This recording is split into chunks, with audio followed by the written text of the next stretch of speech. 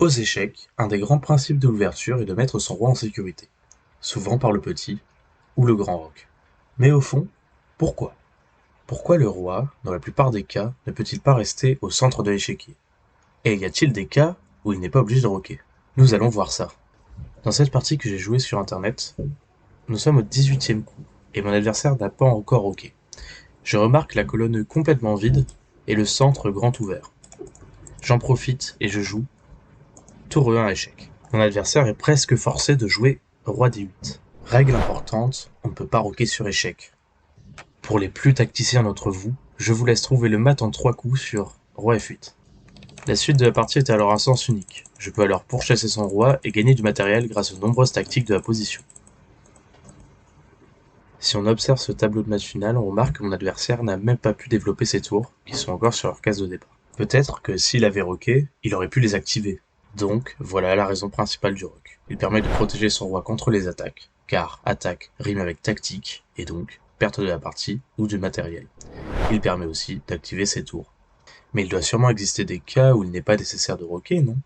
Eh oui, par exemple dans cette position d'une partie longue que j'ai jouée avec les pièces noires, le 16e coup de mon adversaire a été l'improbable roi des deux. Alors, en premier lieu, j'ai fortement sous-estimé ce coup, mais au fur et à mesure, j'ai compris qu'il n'était au final pas si mauvais. Alors pourquoi ce coup est-il complètement raisonnable, malgré l'importance du roc que nous avons exposé précédemment? Ici, on remarque que la structure de pion centrale est complètement fermée, ce qui bloque toutes les colonnes et les diagonales. Son roi, même s'il n'a pas roqué, est complètement en sécurité. Mais pour que son coup reste correct, il ne faut absolument pas que mon adversaire me laisse ouvrir le centre, sinon son roi se retrouverait très faible. Mais quelques coups plus tard, mon adversaire va ici jouer l'erreur F4, ce qui va me permettre de réaliser la prise en passant, comme ceci. Et maintenant, on remarque que la diagonale de mon foot de case blanche est complètement ouverte, directement sur son roi. Quelques coups plus tard, la chasse au roi blanc est ouverte. Et le mat s'ensuit. Alors dans certains cas, oui, il n'est pas nécessaire de roquer. Mais il faut faire très attention à ce que le centre soit complètement fermé, et que votre adversaire n'ait aucun moyen de l'ouvrir, pour punir votre roi un peu trop audacieux. Mais il y a un cas où le roi ne doit absolument pas aller se cacher. Et ce cas, c'est la finale. Cette position est tirée de la partie que j'ai présentée dans la toute première vidéo de ma chaîne.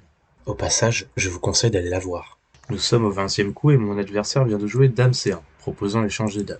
Et ici, je vois une séquence très prometteuse. Et je joue Dame prend C1.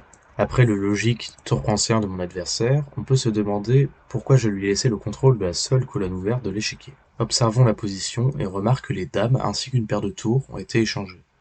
On est alors rentré dans une finale, la phase de la partie où il n'y a plus assez de matériel pour créer du danger sur les rois.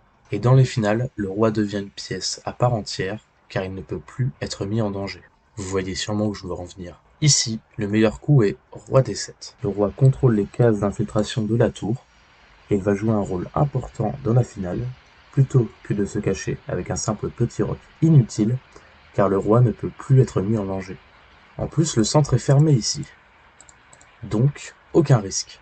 Pour conclure, dans la plupart des cas, le roc est nécessaire pour éviter les attaques de votre adversaire qui mèneront à la perte de matériel ou de la partie.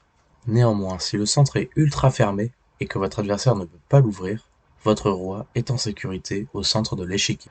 Enfin, si vous avez assez de pièces lourdes, les dames et les tours qui ont été échangées, et que vous pensez être rentré dans une finale, votre roi ne doit surtout pas aller se cacher, car c'est devenu une pièce intégrante du jeu.